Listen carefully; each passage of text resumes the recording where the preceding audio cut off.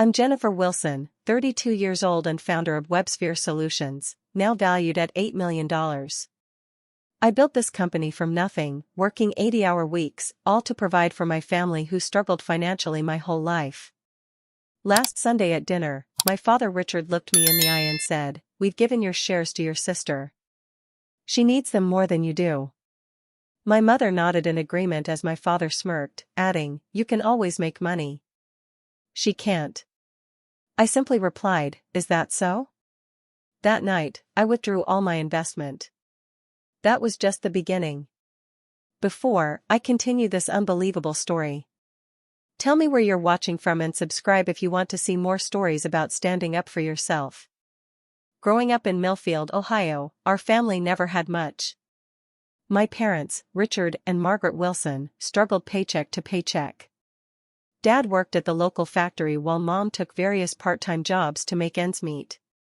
We lived in a small 2-bedroom house that always needed repairs Dad couldn't afford to fix. My sister Charlotte was 3 years younger than me and had been diagnosed with asthma at a young age. Her health issues weren't life-threatening, but they were enough to establish her as the fragile one in our family dynamic. Charlotte's medical needs often took precedence over everything else, including my school activities or basic necessities. By the age 10, I recognized the unspoken family roles. Charlotte was the one who needed protection and special care, while I became the responsible, self-sufficient child who shouldn't cause additional problems. I never complained when my parents missed my school performances because Charlotte had a doctor's appointment or when I received hand-me-downs while Charlotte got new clothes because she needed things that wouldn't trigger her allergies. I showed entrepreneurial tendencies early on. At 11, I had the most successful lemonade stand in the neighborhood, meticulously tracking profits in a notebook. By 14, I was fixing computers for neighbors, charging $15 per service when the local shop charged $60. Mr. Peterson down the street taught me the basics after I showed interest in his home office setup. He became the closest thing to a mentor I had during those formative years. "You have a mind for business, Jenny," he told me one afternoon after I'd upgraded his wife's laptop. "Don't let anyone tell you different." Throughout high school, I juggled multiple jobs, shelving books at the library, weekend shifts at the grocery store, and tutoring younger students in math. Most of my earnings went straight into the household fund. When Charlotte needed a new winter coat or Dad's truck needed repairs, I silently handed over my savings. It was never explicitly demanded, but the expectation hung in the air like the perpetual dust in our attic. When college acceptance letters arrived, I chose State University, despite receiving a partial scholarship to Cornell.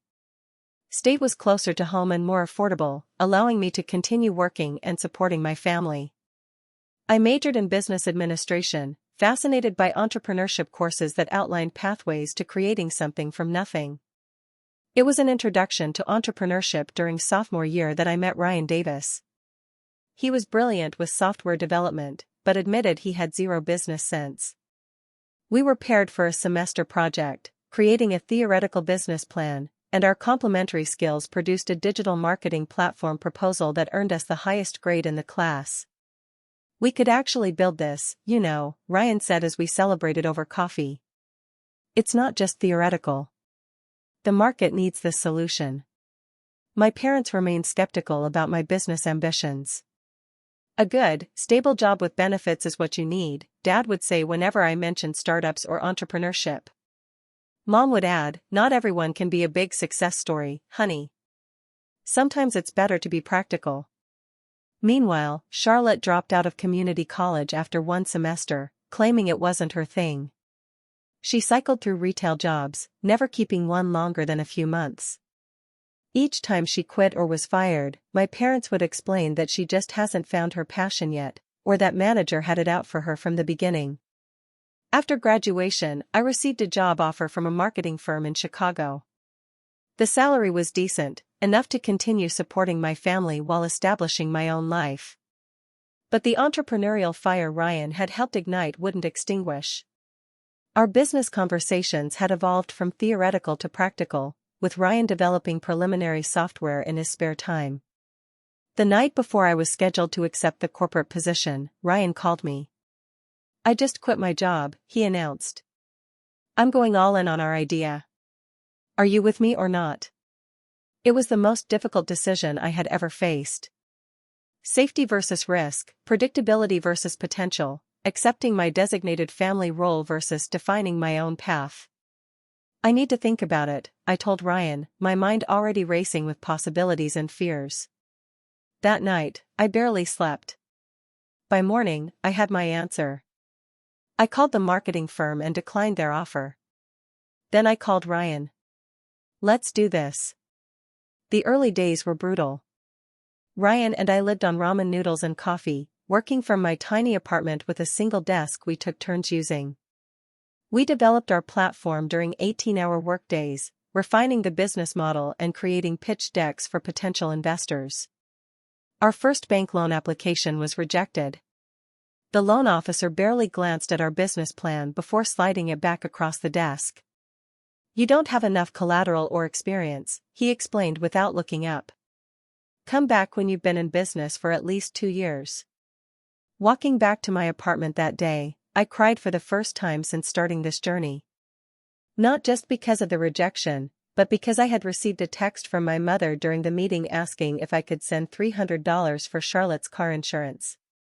It seemed the universe was determined to remind me of my designated role, the responsible one, the provider, the safety net for others while having none myself. Ryan found me sitting on a park bench, staring at the rejection letter. Instead of offering empty platitudes, he sat beside me in silence for several minutes. We don't need them, he finally said. We'll find another way.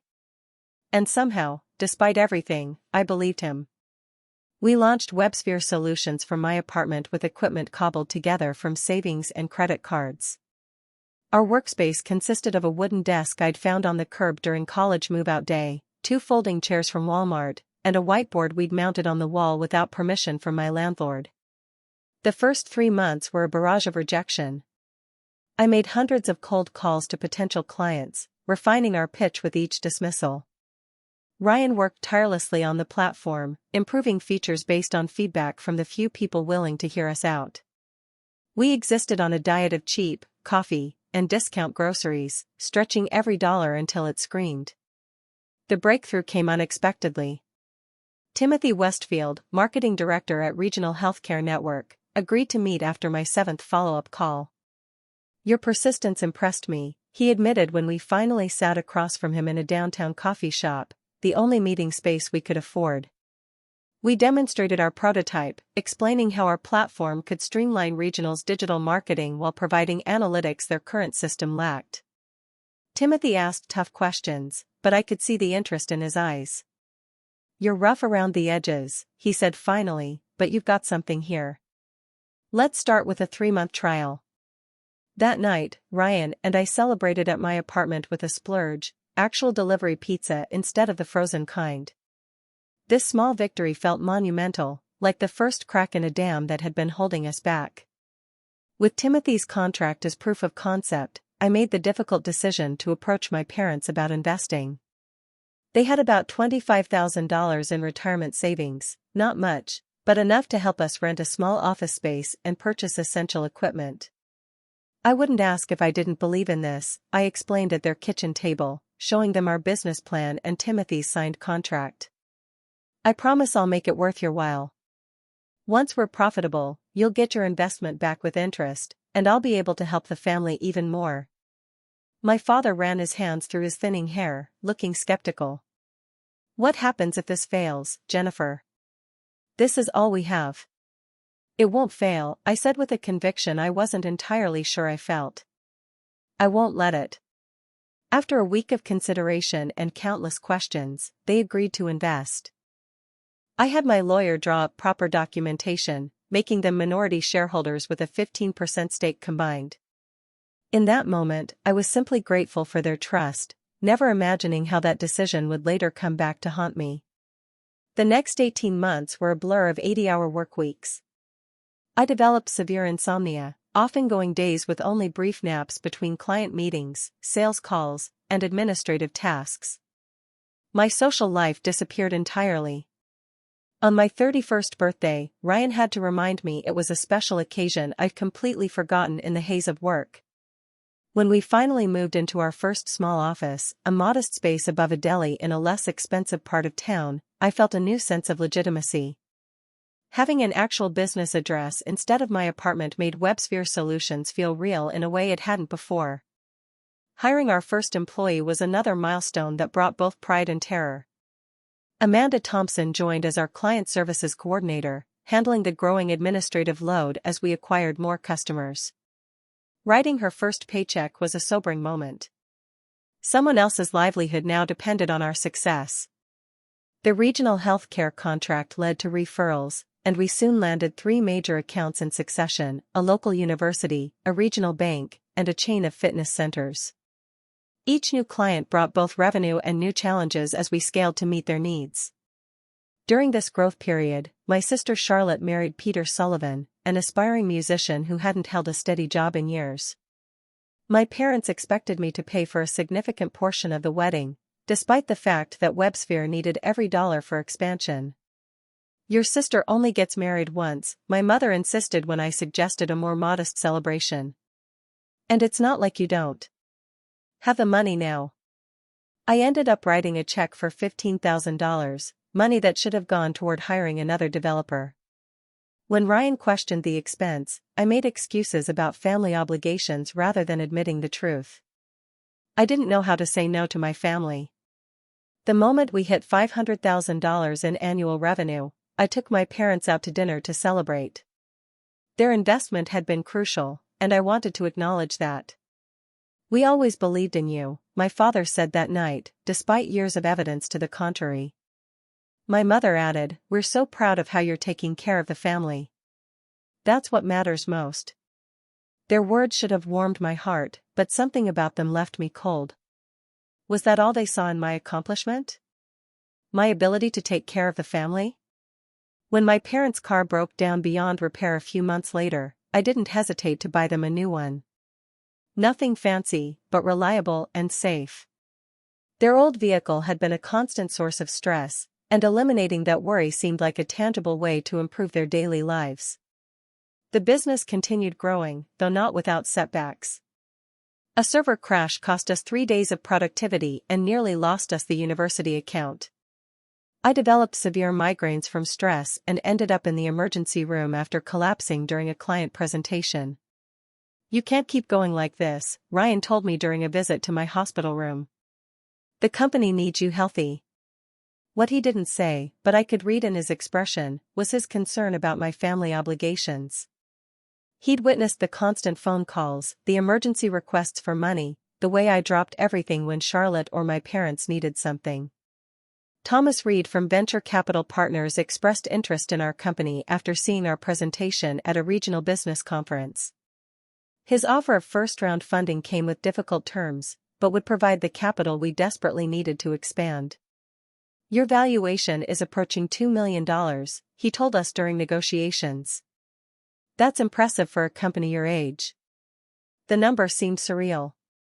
We'd built something valuable from nothing, and part of me wanted to celebrate this milestone. But another part recognized that increased value meant increased expectations from my family. As our team grew to 10 employees, my role evolved from doing everything myself to managing people and processes. The learning curve was steep, but I discovered I had a talent for leadership. Our office expanded to take over the entire second floor above the deli, and we invested in proper furnishings and technology. With success came more family expectations. Charlotte's husband Peter decided to start a recording studio business and expected me to provide startup capital. My parents began talking about retirement, hinting that they might need additional support beyond Social Security. And through it all, I kept saying yes, unable to break the pattern established throughout my childhood. As WebSphere Solutions continued to thrive, we moved into a proper office building downtown. The space was 3 times larger than our previous location, with glass-walled conference rooms and an actual reception area.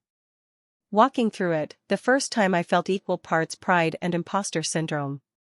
Was this really the company Ryan and I had started at my kitchen table?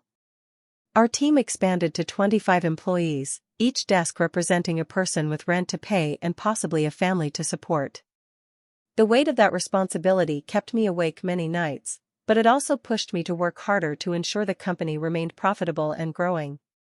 With the business valuation approaching $5 million, I decided it was time to move my parents out of their deteriorating neighborhood. I found a comfortable 3-bedroom house in a safe area with good schools nearby. Not because Charlotte still lived at home, but because she and Peter frequently dropped off their kids with my parents when they needed creative time or gigs. "This is too much, Jennifer," my mother said when I showed them the house, her eyes betraying her words.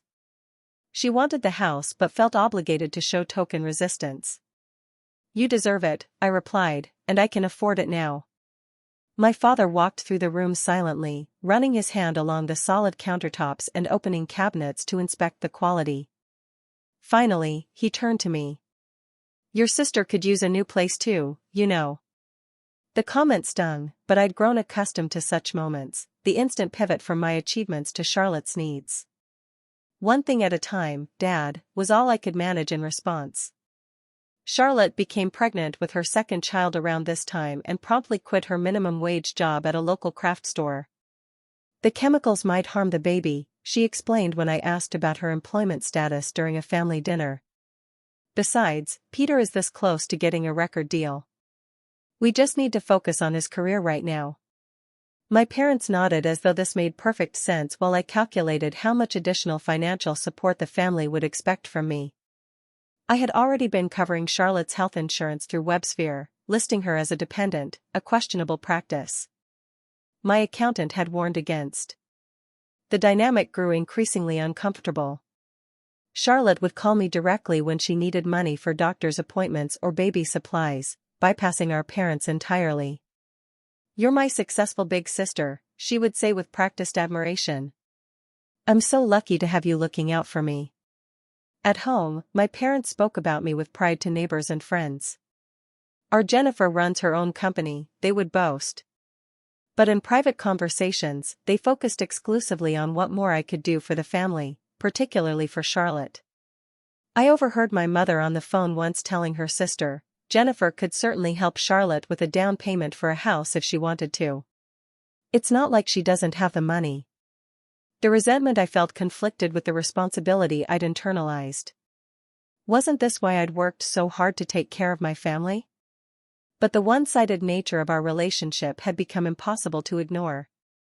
My achievements were valued primarily for their utility to others, not as accomplishments in their own right. It was at a client event that I met Michael Anderson, an architect whose firm had recently signed with WebSphere. He was intelligent, funny, and refreshingly direct. When he asked me to dinner, I surprised myself by accepting. Between building the business and managing family obligations, dating had been non-existent for years. "Tell me about yourself," Michael said during our first date. "And I don't mean WebSphere. I want to know about Jennifer." The question caught me off guard. Who was I apart from my company and my role as family provider?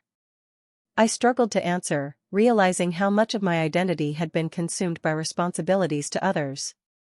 As we continued dating, Michael noticed the constant interruptions from my family, the calls during dinner, the weekend events cancelled, because Charlotte needed something.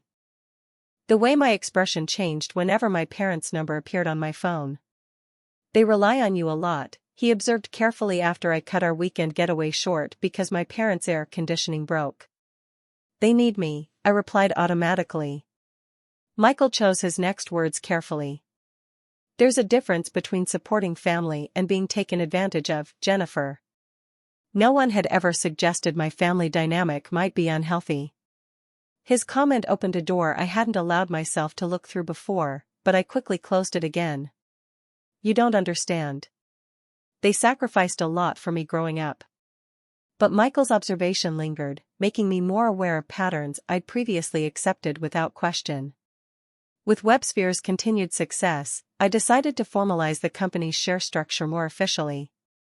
My parents already had their 15% stake from their initial investment, which had grown significantly in value. I consulted with our company attorney about possibly extending some shares to Charlotte as well, thinking it might provide her with passive income and reduce the direct financial requests. Meanwhile, Charlotte's demands grew more specific and expensive. Her children needed private school because the public options weren't good enough. Their house needed renovations because it was affecting the children's health. Peter's studio needed upgraded equipment because the industry standard had changed. Each request came with emotional leverage, subtle reminders of childhood sacrifices, implications that refusing meant I didn't really love my family, suggestions that my success obligated me to others. The breaking point came when I overheard my mother on the phone while visiting their home. "Jennifer just doesn't understand how hard things are for Charlotte," she said to whoever was on the line. "She's always been selfish with her money. You'd think with all her success, she would do more." I stood frozen in the hallway, a gift basket of expensive groceries in my arms. Groceries I'd brought because my mother had mentioned they were too expensive on your father's pension. In that moment, something shifted inside me. The narrative I'd accepted my entire life, that I was responsible for everyone else's welfare, that my value was measured by what I gave, suddenly felt like a chain around my neck. When Peter's recording studio failed after less than a year, everyone expected me to cover the $60,000 of debt magically became my responsibility because family helps family. I wrote the check, but felt nothing but resentment as I did so. WebSphere reached an $8 million valuation on our 5th anniversary. Ryan organized a small celebration at the office, complete with champagne and a cake shaped like our company logo. "We did it," he said, raising his glass. "From your kitchen table to this, I'm proud of us." That same week, I received a regional business award recognizing female entrepreneurs. The ceremony was on a Thursday evening, and I invited my entire family to attend. None of them showed up. Charlotte had a migraine, Peter had a gig, and my parents needed to watch the grandkids. I sat alone at the table reserved for my family, accepting congratulations from strangers while the empty chairs mocked me. Michael attended in their place, arriving late after an emergency at work, but making it in time to see me receive the award. "You deserve to be celebrated," he whispered as I returned to the table, trophy in hand. The favoritism toward Charlotte had become so obvious that even employees noticed it. When my parents visited the office, they spent most of the time talking about Charlotte's children and making excuses for her various failures, barely acknowledging the business I'd built. "You need to set some boundaries," Michael suggested after witnessing a particularly uncomfortable family dinner where my parents praised Charlotte's new hobby of painting, which I had paid for, while barely asking about the company. The idea of boundaries felt foreign and frightening. What would happen if I stopped being the provider? Would there be anything left of our relationship at all? After much consideration, I decided to organize a special family dinner to discuss the future direction of WebSphere. Our attorney had suggested setting up trust funds or more sophisticated shareholding arrangements as the company continued to grow. I thought this might be an opportunity to formalize expectations and perhaps establish some healthier patterns. In preparation, I consulted our lawyer about stock options and potential tax implications for family members. I wanted everything to be above board and properly documented moving forward. As the dinner approached, I felt increasing anxiety. Something about my parents' recent behavior suggested an entitlement that went beyond normal family expectations. Charlotte had made several comments about her share of the business, despite having contributed nothing to its creation or growth. But nothing prepared me for what actually happened at that dinner. I decided to host the dinner at my parents' house, the house I had purchased for them, thinking the familiar environment would make the conversation more comfortable. I brought an expensive bottle of champagne to celebrate WebSphere's continued success and the family's part in it. The evening started pleasantly enough. Charlotte and Peter arrived late as usual with their children, who immediately ran to the playroom my parents had set up for them. My mother had prepared my favorite meal from childhood, roast chicken with mashed potatoes and green beans, a gesture that touched me despite the tension I'd been feeling. During the main course, I shared our latest company milestones, a major new client in the healthcare sector, plans to expand to the West Coast, and a potential partnership with a complementary tech firm. Ryan and I had been working on these developments for months, and I was genuinely excited to share the news. "That all sounds wonderful, honey," my mother said, but her eyes kept darting toward my father, some unspoken communication passing between them. After dessert, a store-bought cheesecake despite my mother knowing I would have happily brought tea, one from the artisanal bakery near my office. My father cleared his throat in the way he always did before making an announcement. "Jennifer, your mother and I have been talking," he began, his tone oddly formal. "About the shares in your company?" I nodded, thinking this was leading into the very conversation I had planned. "Yes, I wanted to discuss that tonight, actually. I've been speaking with our attorney about." "We've made a decision," he interrupted, something he rarely did. "We've given your shares to your sister. She needs them more than you do." The words didn't make sense at first. They hung in the air like an abstract concept I couldn't quite grasp. "What do you mean you've given my shares? The 15% you own?" My mother reached over to pat my hand. "It's for the best, dear. Charlotte has the children to think about, and you know how Peter's career is still developing." "But those shares are yours," I said, still trying to understand. "Part of your retirement plan." My father's expression hardened. "And we can do what we want with them. We're giving them to Charlotte." Charlotte sat straighter in her chair, smug smile playing at the corners of her mouth. Not a hint of gratitude or humility, just entitlement fulfilled. "You can't just transfer shares without proper documentation," I explained, my business mind taking over while my emotional self remained in shock. "There are legal processes, tax implications." "Your lawyer already handled it," my father interrupted again. "We called him last week." The betrayal sliced deeper.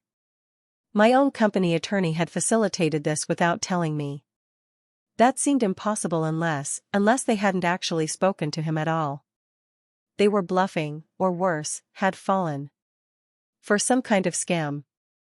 "Which lawyer exactly?" I asked, keeping my voice steady despite the hammering of my heart. "The company one," my father said vaguely. "Thompson or Thomas or whatever his name is. Thomas Reed was our venture capitalist. Thompson was nobody." They were lying. But the intent behind the lie was just as painful as if they'd actually managed to transfer the shares. "I see," I said quietly. My father must have misinterpreted my calm for acceptance because he added with a dismissive wave. "You can always make more money, Jennifer. That's what you're good at. Charlotte can't. She needs security for her future." The implication was clear. My worth was in my ability to generate income for others. Nothing more, not my hard work, not my sacrifices, not the years of supporting them all. Just a resource to be tapped. An ATM with legs. Charlotte finally spoke, her voice syrupy sweet. "We're so grateful, Jenny. This will make such a difference. For the kids' college funds." College funds? The children were 3 and 5 years old. If Charlotte had been receiving actual shares worth over $1 million at valuation, there would be no need to think about college funds. The money would have far exceeded any educational expenses. Her statement confirmed what I already suspected. None of them truly understood the value or function of business shares. In that moment, I saw my family clearly for perhaps the first time. The realization was both liberating and excruciating. Years of being used, of conditional love based on what I could provide, of being valued only for my utility. It all crystallized in a single painful moment of clarity. "Is that so?" I replied, my voice eerily calm. Something in my tone must have alerted my father because his expression shifted slightly. "Now don't take this the wrong way. We're still a family. We're just evening things out between you girls." Evening things out. As if my years of financial support, the house they sat in, the car in their garage, the vacations I'd paid for, the medical bills I'd covered, as if all of that counted for nothing in their calculation of fairness. "I understand completely," I said, standing up. "If you'll excuse me, I need to get going. Early meeting tomorrow." "But you haven't had coffee yet," my mother protested weakly. "And I thought we could look at those photos from Charlotte's painting class." "Another time," I said, gathering my purse and the untouched champagne bottle. "Thank you for dinner." The drive home passed in a blur. I made it to my driveway before the first tear fell, and then it was as if a dam broke. I sobbed in my car like I hadn't since childhood, great heaving cries that left me gasping for breath. Years of repressed hurt poured out at once, not just from tonight's betrayal, but from a lifetime of being valued only for what I could give. Around midnight, I called Michael. "Can you talk?" I asked when he answered, my voice still rough from crying. "What happened?"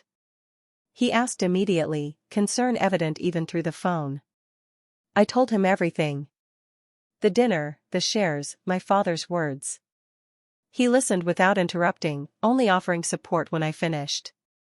"Jennifer, I'm so sorry," he said finally.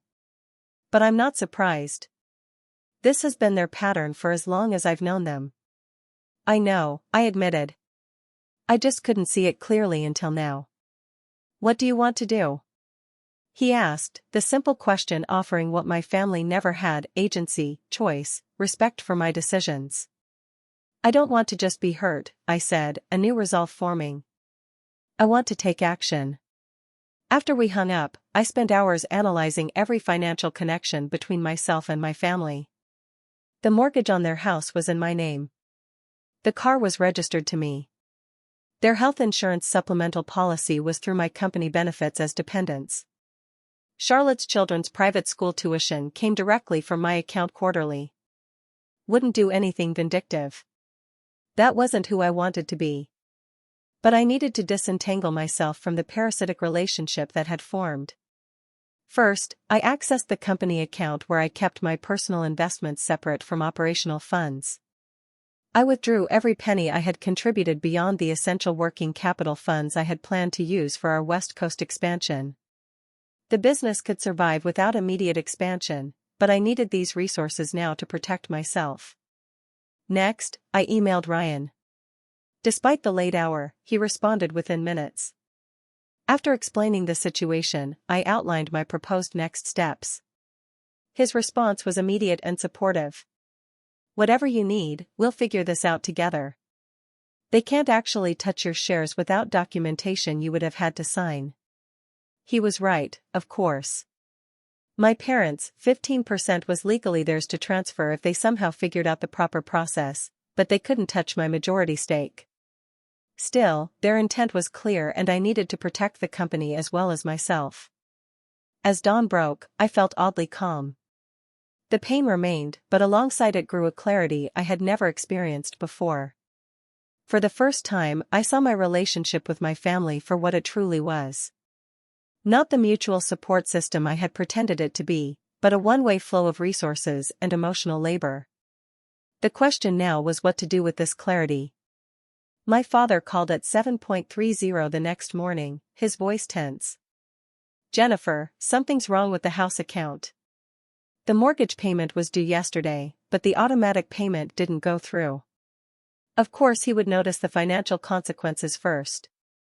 Not my abrupt departure from dinner, not my obvious distress, but the interruption of funds. "I've made some changes to my financial arrangements," I explained calmly. "The mortgage is still covered for this month, but going forward, you'll need to handle the payments." "What are you talking about?" His voice rose in pitch. "We can't afford the mortgage on this place, you know that. That's why you bought it for us." "I didn't buy it for you, Dad. The house is in my name. I've been making the payments." "There's a difference." The silence on his end suggested this distinction had never occurred to him. "What's gotten into you? Is this because of last night? We thought you'd be happy we were looking out for Charlotte's future." The disconnect was so profound, it almost made me laugh. "I need to go, Dad. I have a meeting." "Now wait just a minute." I hung up, something I had never done before. My phone immediately rang again, this time showing my mother's number.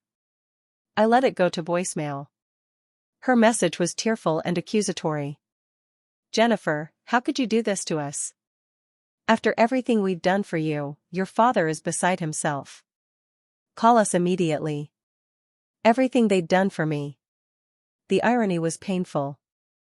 I texted a brief response. I'm taking some time to reconsider our financial arrangements. I'll be in touch once I've had time to think. Within an hour, I received multiple texts from Charlotte, each more frantic than the last. Mom says you're what about the kids' tuition?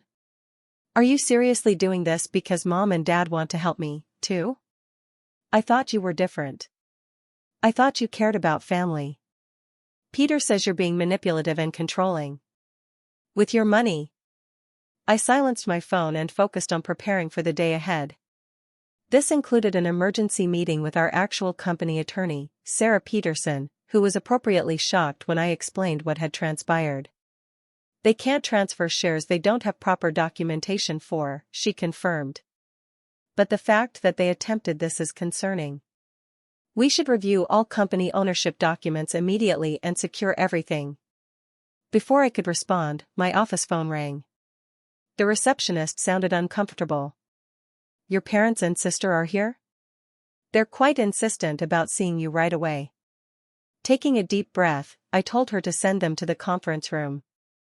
Sarah, would you mind sitting in on this meeting? I asked my attorney. That's what I'm here for, she replied, gathering her notepad.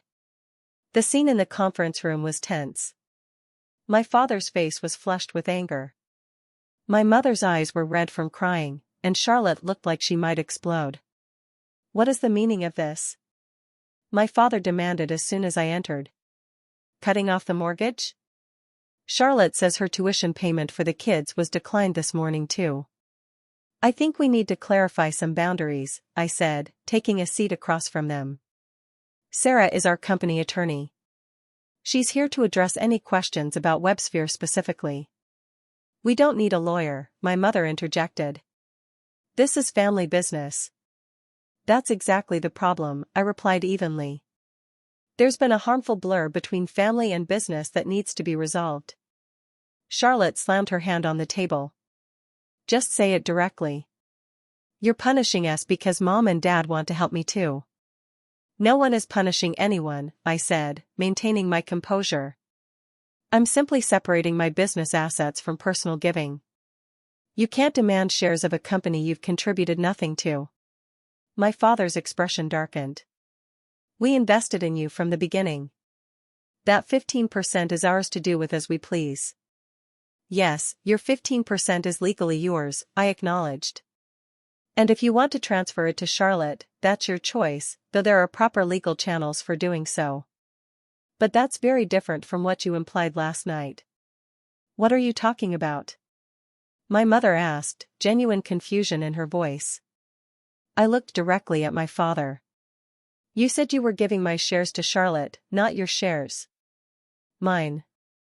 As if you had that right. He shifted uncomfortably.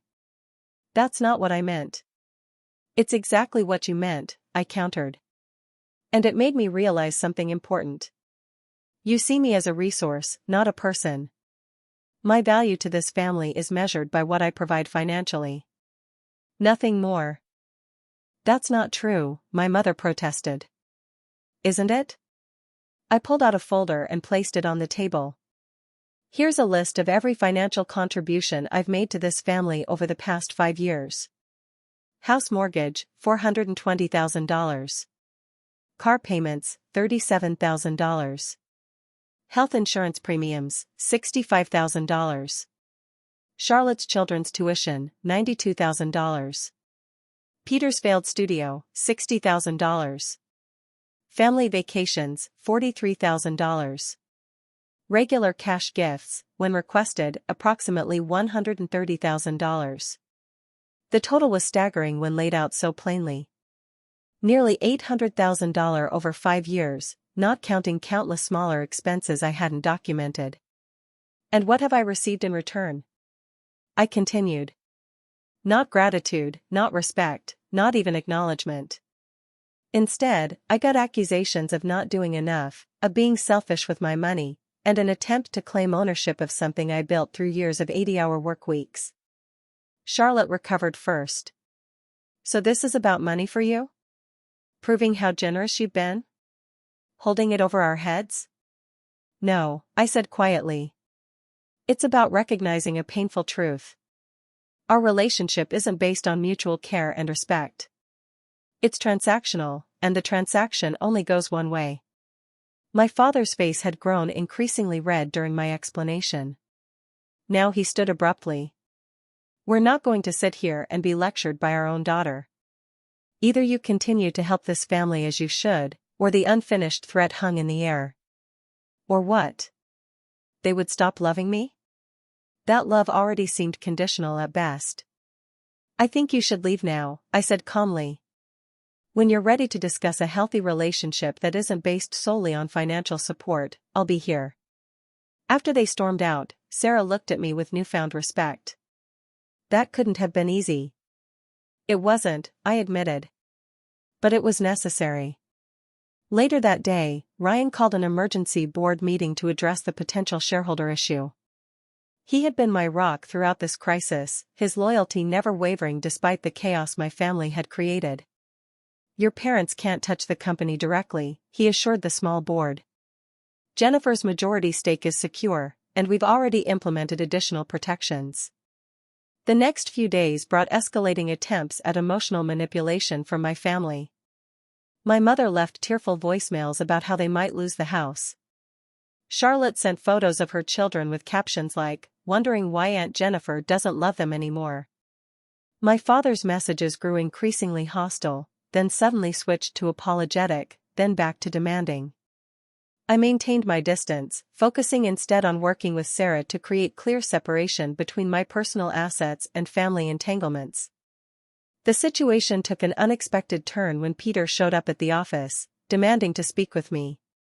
Our receptionist, alarmed by his aggressive behavior, called security. You can't hide behind your fancy lawyers, he shouted as security escorted him from the building. We know our rights, their rights. The phrase echoed in my head long after he was gone. In their minds, access to my success was their right, not a privilege or gift. That evening, Ryan, Sarah, and I met to develop a comprehensive strategy.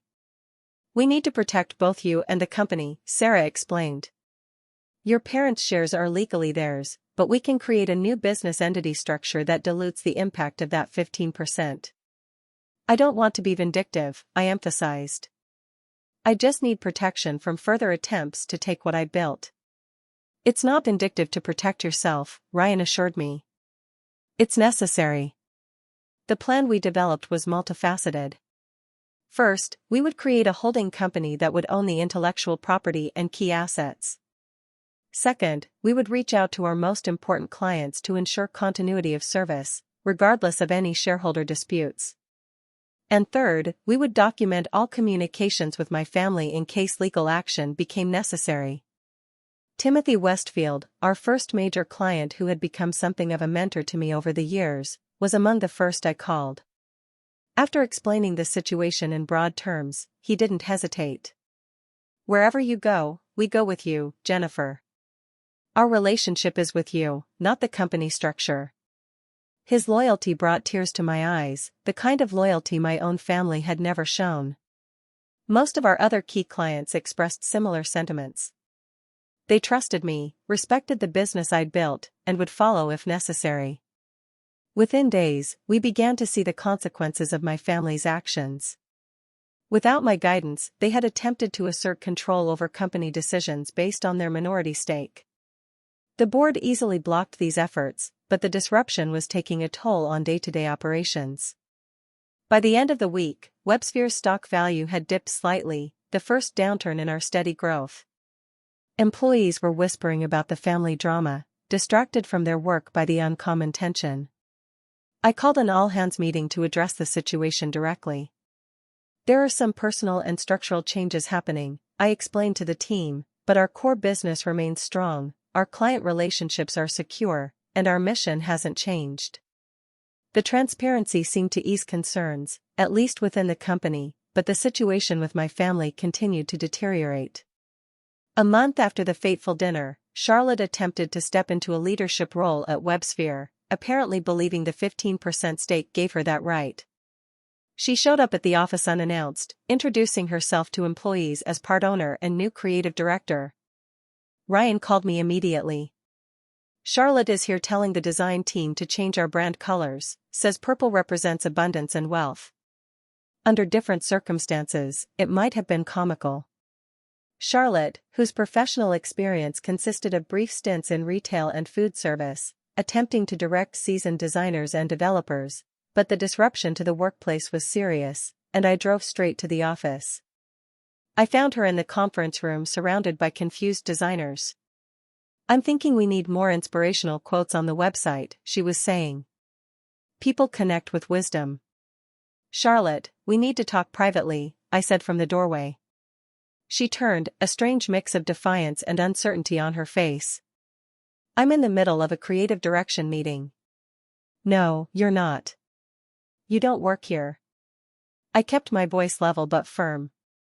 "Please join me in my office now." The conversation that followed was difficult but necessary.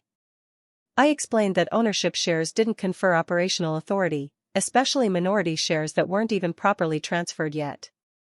I outlined the legal implications of disrupting a business without authorization. And finally, I made it clear that her presence without invitation wouldn't be tolerated again. "You just can't stand that I might have something of my own," she accused, tears forming. "You've always needed to be the successful one." The irony was painful. "Charlotte, I've spent years helping you have something of your own. I paid for your wedding, your house renovations, Peter's studio, your children's education. I've never begrudged you anything until you tried to claim credit for something you didn't build. Mom and Dad said the shares would let me be part of the company." She insisted. "Did they explain what shares actually are? What responsibilities come with them? What the legal implications are?" Her blank expression answered my question. My parents had dangled ownership in my company without understanding it themselves, using it as yet another way to extract resources for Charlotte without regard for me or the I'd built. After Charlotte left, Ryan suggested accelerating our protection plan. "This is getting out of hand. We need to secure the company now." He was right. Within days, we had established a new corporate structure that effectively protected the company's core assets and operations. My parents' shares in the original entity remained intact, but had been strategically diluted in the new structure. The family reactions were predictable. My father called irate about corporate trickery. My mother pleaded that they were just trying to help Charlotte. Charlotte herself oscillated between angry accusations and tearful attempts at reconciliation, depending on which approach she thought might work better. For the first time in my life, I held firm against the tidal wave of emotional manipulation. Each call, each text, each demand reinforced the rightness of my decision to establish boundaries. Thanksgiving arrived during this tumultuous period.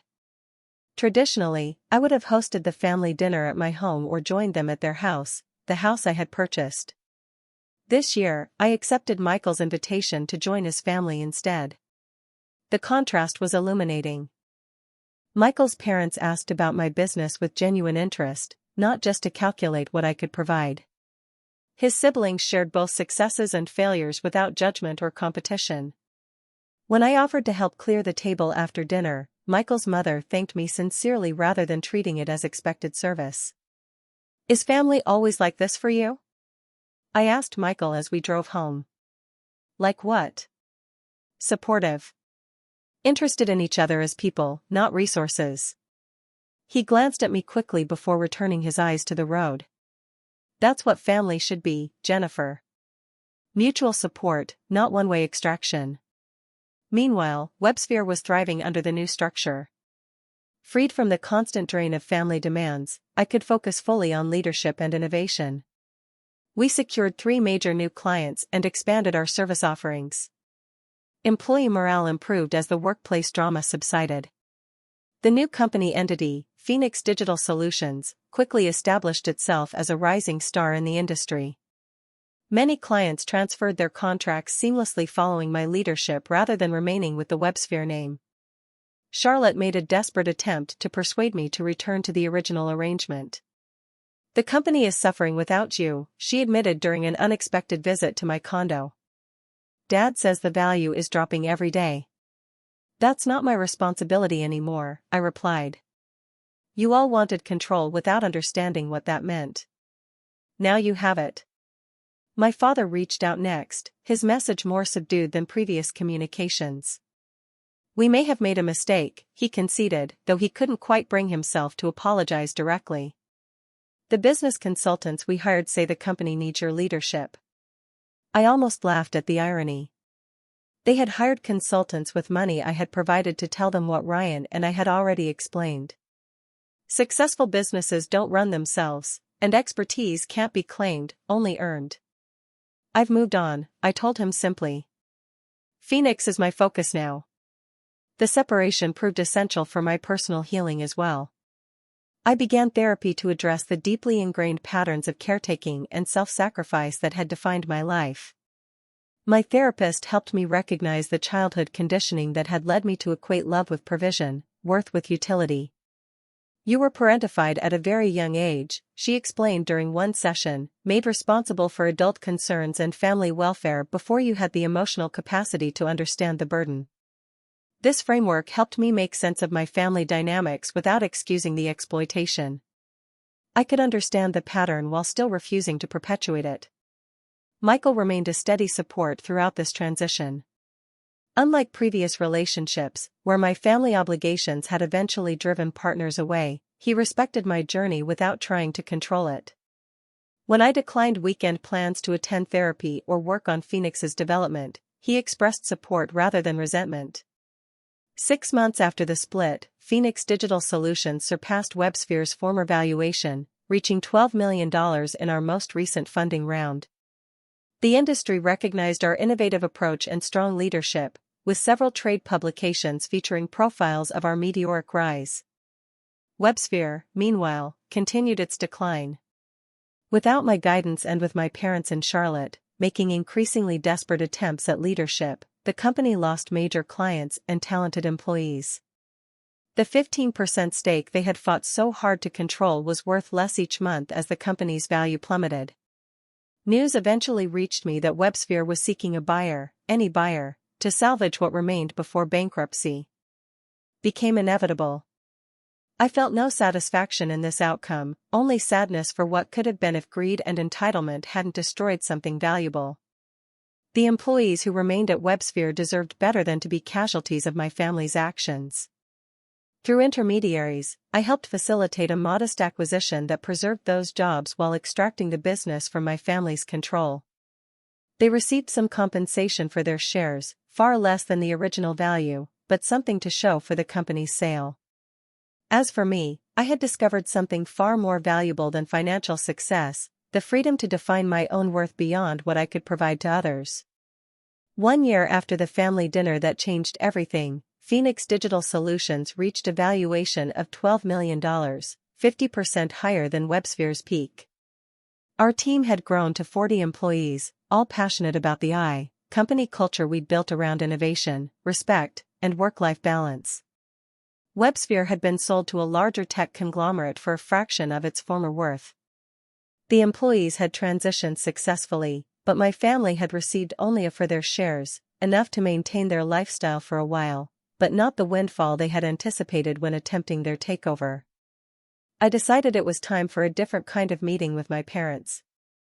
I suggested coffee at a neutral location, a cafe downtown, not their home or my office. To my surprise, they agreed readily, perhaps hoping for reconciliation that would restore their financial comfort. Charlotte was notably absent, having declined my invitation with a curt text message, "Nothing to discuss unless you're ready to help the family again." My parents arrived looking older than I remembered. My father's confident posture had diminished, and my mother's nervous energy seemed more pronounced. We exchanged awkward greetings before settling at a corner table with our coffees. "You look, well," my mother offered. "The new company must be doing good." "Phoenix is thriving," I confirmed. "We recently expanded to include clients in Europe." "That's great," my father said, clearly uncomfortable with small talk when larger issues loomed between us. "Look, Jennifer, about everything that happened." I waited, giving him space to continue. This was his opportunity to acknowledge the harm done, to take responsibility for the betrayal that had fractured our family. We may have been too hasty, he finally said, focusing on his coffee cup rather than meeting my eyes. The share situation got out of hand. If we could go back to how things were before. Not an apology. Not a recognition of the fundamental problem. Just a wish to return to the arrangement where I provided and they received. Things can't go back to how they were before, I said gently but firmly. That relationship wasn't healthy for any of us. So you're just abandoning your family? My mother's words carried a familiar sting of guilt manipulation. After everything we did for you growing up? I took a deep breath, centering myself before responding. I'm not abandoning anyone. I'm establishing boundaries that should have existed long ago. There's a difference between supporting family and enabling harmful patterns. We just wanted to help Charlotte, my father insisted. She needs more assistance than you do. That may be true, I acknowledged. But taking from me without asking, especially something I built through years of sacrifice, wasn't helping Charlotte. It was harming our relationship and teaching her that entitlement is acceptable. We talked for nearly 2 hours, covering ground we had never explored before. I explained how their actions had made me feel valued only for what I could provide, not for who I was. They offered justifications rather than understanding, but at least we were having the conversation. I want you to know that despite everything, I arranged for you to receive a portion of the WebSphere sale proceeds, I told them as our meeting concluded. It's been deposited in your account, not because I owe it to you, but because I choose to share it. The distinction was important, a gift freely given, not an obligation met. Their surprise suggested they hadn't expected even this much after what had transpired. My relationship with Michael deepened throughout this challenging year.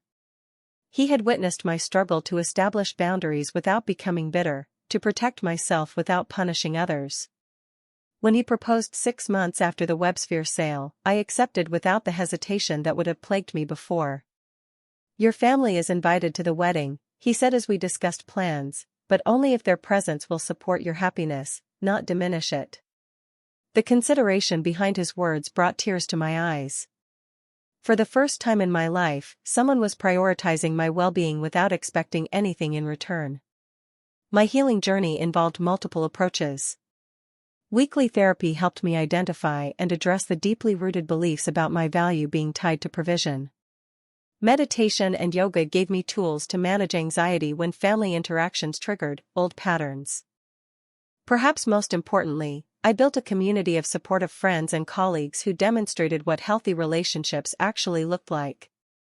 I found unexpected purpose in mentoring other female entrepreneurs, particularly those struggling with family expectations while building their businesses. Their stories often echoed aspects of my own, and sharing my experience helped them establish healthier boundaries from the start. You can love your family without sacrificing your well-being, I would tell them. In fact, healthy boundaries often lead to healthier relationships in the long run. 6 weeks before my wedding, I invited my entire family to dinner, parents, Charlotte, Peter, their children. The event was a test of sorts, a chance to see whether our new boundaries could support a modified relationship. To my surprise, Charlotte arrived without Peter, her demeanor more subdued than I remembered. He's not in the picture anymore, she explained briefly when I inquired about his absence. The children seemed happy to see me, though they had grown considerably in the months since our last meeting. Dinner proceeded with a strange new dynamic. My parents were careful with their words, avoiding direct requests for assistance. Charlotte mentioned looking for work, something she hadn't done in years. When the check came, no one assumed I would cover it, a small but significant shift. I'm getting my teaching certificate, Charlotte said as dessert was served. The community college has a program that works around the kids' schedules. That's wonderful, I replied, genuinely pleased by this development. Teaching would suit you well. A flicker of something crossed her face, pride, perhaps, or determination. I need to stand on my own feet. Recent events made that pretty clear. It wasn't an apology or full acknowledgement of her role in what had transpired, but it was movement in a healthier direction. I chose to acknowledge the positive step rather than dwelling on past injuries. The gathering ended without drama or new wounds, a modest success by the standards of our family history. As they prepared to leave, my father awkwardly mentioned my upcoming wedding. "We received the invitation," he said. "We'd like to come, if that's still all right." "I'd like that," I replied simply. In the car afterward, Michael asked how I felt about the evening. "Hopeful," I said after consideration. "Not for a perfect relationship or complete understanding, but for something healthier than what we had before." They're trying in their way. Building Phoenix taught me about business strategy and leadership, but rebuilding my sense of self-worth proved the more valuable education. I learned that love shouldn't come with invoices attached, that helping others is beautiful when chosen, toxic when demanded. That family is about mutual support, not one-way extraction. Most importantly, I discovered that my value exists independently of what I can provide to others, a truth so obvious to some, yet revolutionary for those of us raised to be caretakers at our own expense. Today, Phoenix continues to grow.